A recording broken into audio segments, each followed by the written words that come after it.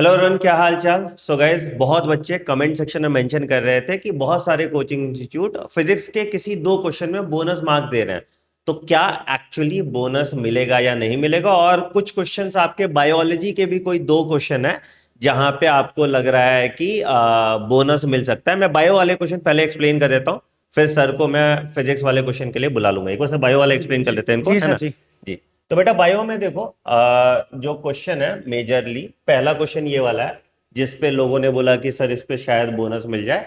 तो देखो क्या बोला, which of the following is not an evidence of evolution. ठीक है, अब देखो साफ बोला है not an evidence of evolution. तो पहला तो क्या भैया, divergent evolution of anatomical structure such as fore limbs. Divergent evolution is an evidence of evolution, morphological और एनाटॉमिकल एविडेंसेस ऑफ इवोल्यूशन में आता है। ठीक है, convergent evolution like traits of wings of birds and butterfly, ये भी evolution का part है ना।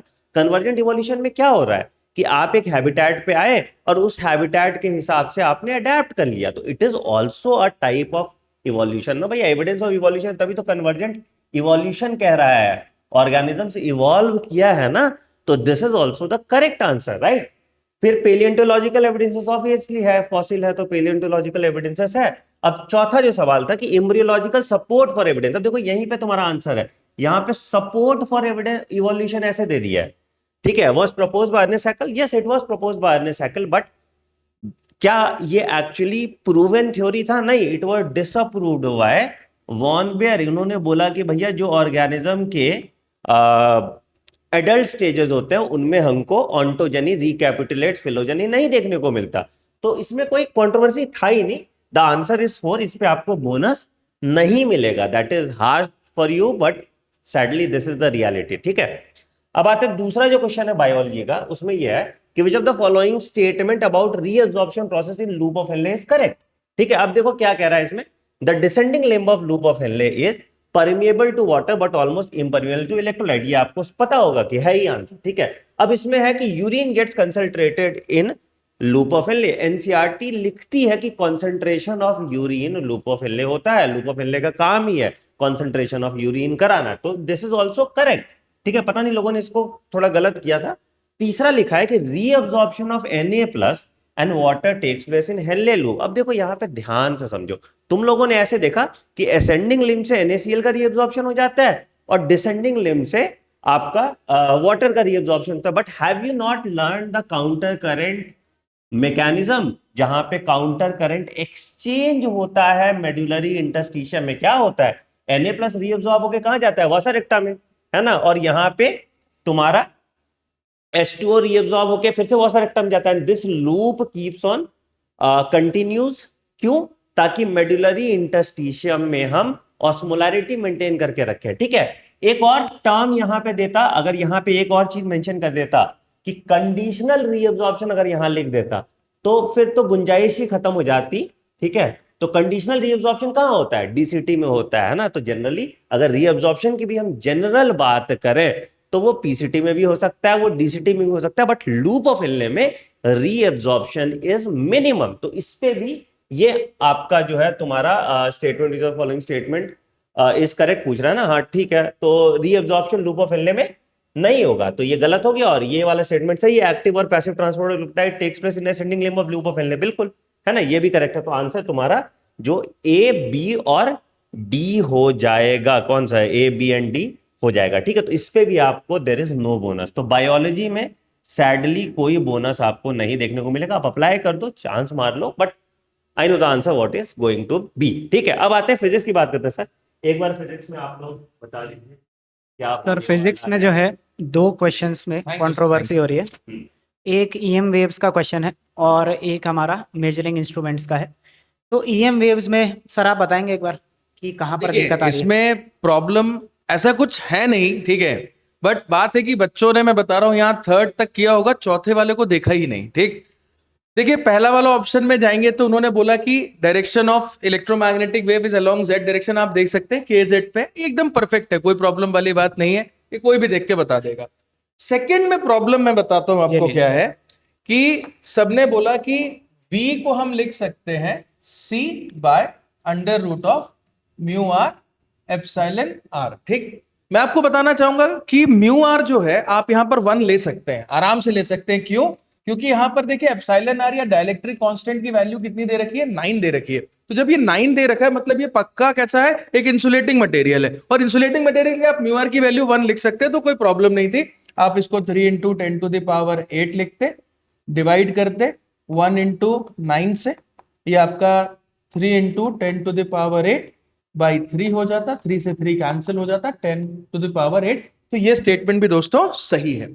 रही बात थी वेवलेंथ कैलकुलेट करने की, तो वेवलेंथ में प्रॉब्लम आएगी, वो 100 मीटर आ रही है टोटल। कितनी आ रही है? 100 मीटर। तो ये आंसर तो सभी लोगों ने लगाया है, लेकिन मैं आपको बता रहा हूँ जनरली पेपर में जल्दी जल्दी बच्चे करते हैं, तो वो लोग क्या कर देते हैं कि आंसर एक देखा कि तो हाँ एक इनकरेक्ट है, सिंगल चॉइस है, उन्होंने लगा दिया। तो ये आंसर होना चाहिए था, आखिरी तक उनको देखना था। यहां पर देखिए magnetic field By = B0 sin kz, माफ कीजिएगा, हाँ B0/V दिया था। V दिया हुआ था। एक्चुअली कितना होना चाहिए था? C होना चाहिए था। कितना होना चाहिए था? C। ठीक है, नहीं, और सर यहाँ पर जो है E0/V होना चाहिए था। हाँ E0/V लिख सकते हो ना, या फिर आप उसको E0/V वैक्यूम से लेके कर सकते थे, तो कोई प्रॉब्लम नहीं है। ये वाला जो स्टेटमेंट है वो भी कैसा है दोस्तों? इनकरेक्ट है। तो आंसर 3 और 4 दोनों होने चाहिए, दोनों ही इनकरेक्ट है ना। तो अब दो कैसे लगा सकता है बच्चा, तो एक प्रॉब्लम हो सकता है। सर ऐसा भी हो सकता है कि कोई बच्चा छोड़ दे कि भाई मैं गलत तो नहीं सोच रहा। मतलब आपके हिसाब से क्या होना चाहिए इसमें सर? ये ज्यादा एप्ट आंसर इन दोनों में से कौन सा है? अगर फिजिक्स के पॉइंट ऑफ व्यू से देखा जाए तो ज्यादा एप्ट कौन सा है? ज्यादा एप्ट सर मुझे लग रहा है यहाँ प्रिंटिंग मिस्टेक होगी उनसे। प्रिंटिंग मिस्टेक वगैरह कुछ ऐसा। अच्छा, क्या यहाँ E0 लिखना था, B0 लिख दिया।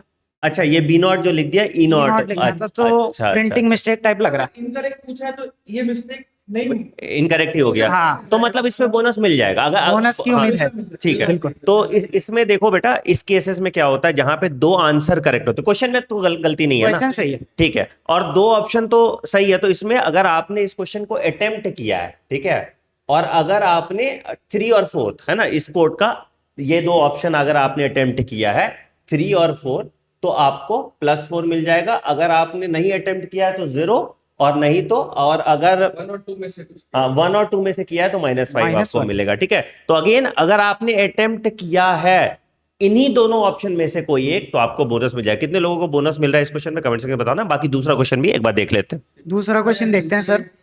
दूसरे क्वेश्चन जो वर्नियर कैलिपर का है दोस्तों, कल हमने सबसे पहले आप लोगों को बताया भी था कि इसका आंसर 1. लाइव डिस्कशन में सर हमने बता दिया था कि 1.06 होगा। उसमें तो कोई बात ही नहीं कि कोई हम लोग ऐसा भी सोचे कि गलत हो सकता है।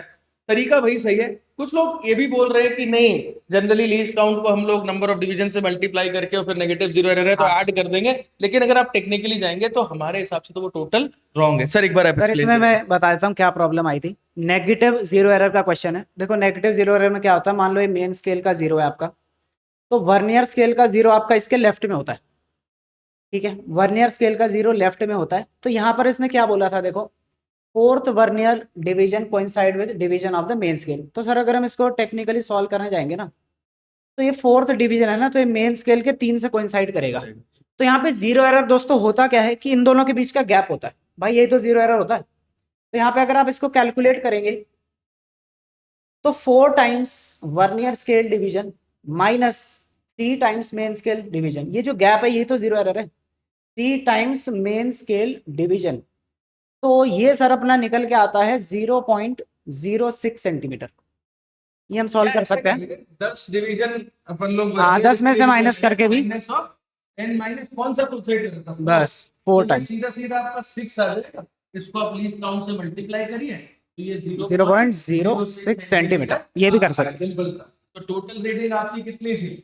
1 सेंटीमीटर, और नेगेटिव है तो प्लस कर देंगे, माइनस ऑफ माइनस 0.06। +1 +0.06।